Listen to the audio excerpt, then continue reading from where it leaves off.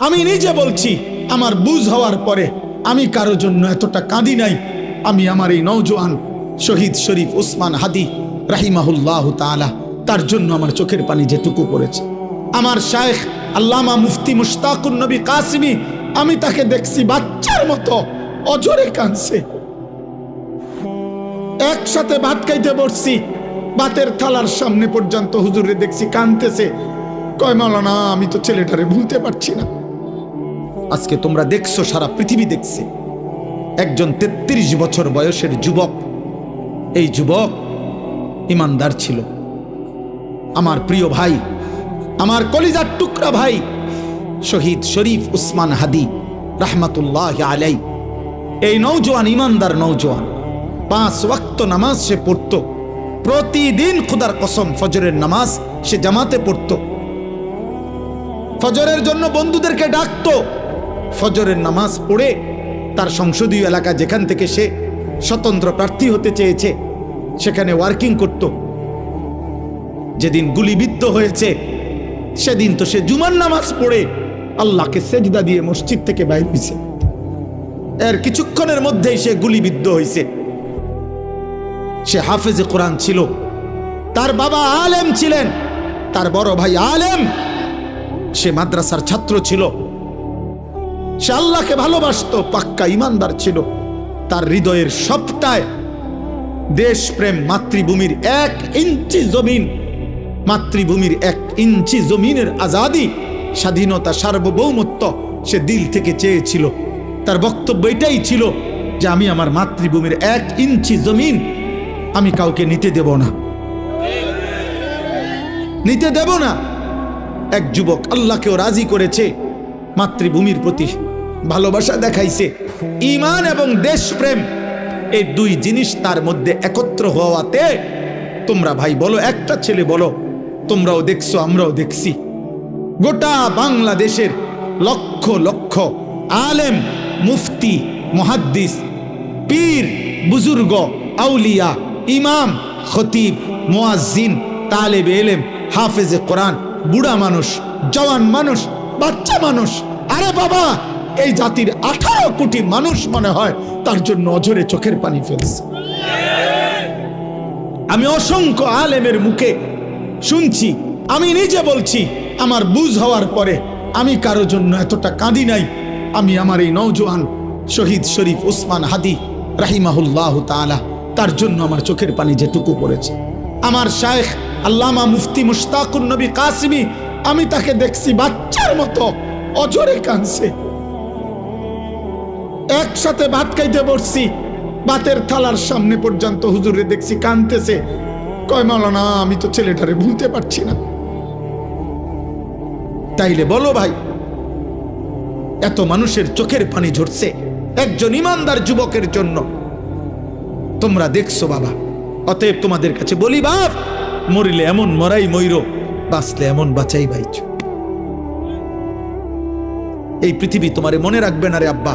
এই নারী, ছবি, মোবাইল, অশ্লীল দৃশ্য, জিনা, ব্যভিচার, মদ, জুয়া, বন্ধুদের অসৎ আড্ডা, রাত্র দিন মোবাইলের আসক্তি, আর 1 ওয়াক্ত নামাজের সেজদা নাই। খোদার কসম, রব্বে কাবার কসম, এই পৃথিবী তোমারে মনে রাখবে না।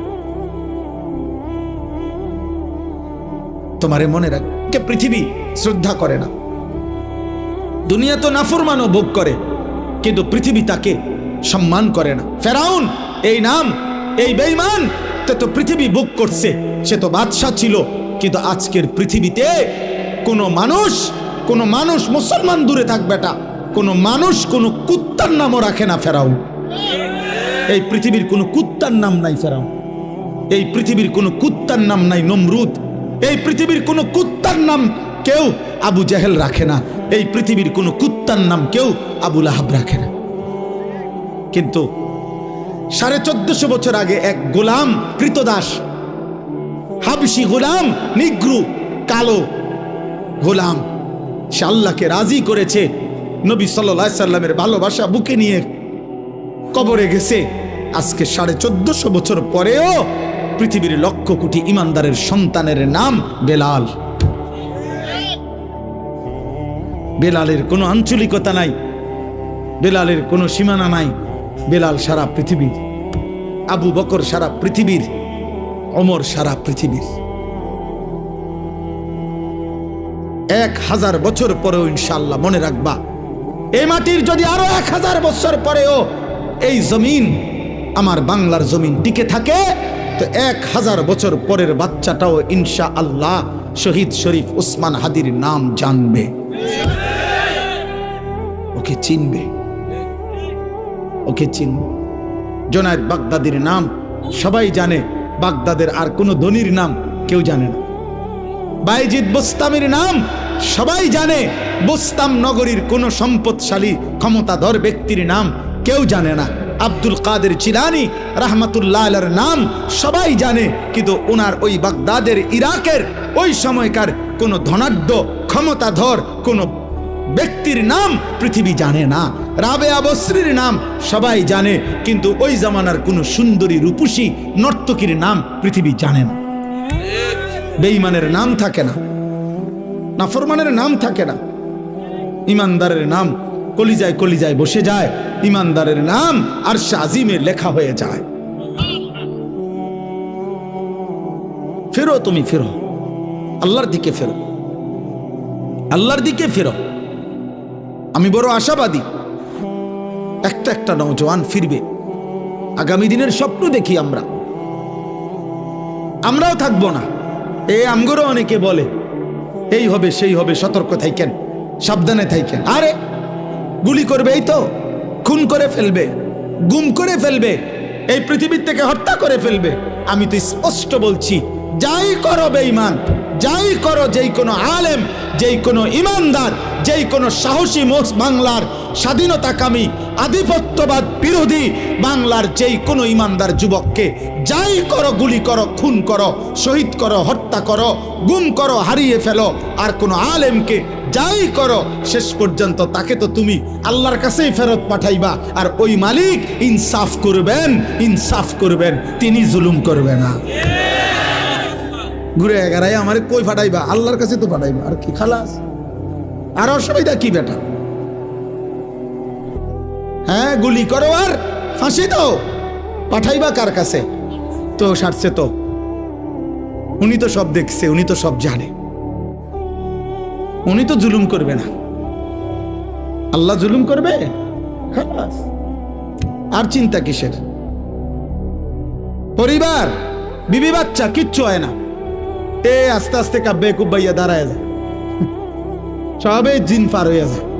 কত এতিম বাচ্চা, কত বিধবা নারী এই পৃথিবীতে শেষ পর্যন্ত আল্লাহর দয়ায় এই টিকে গেছে।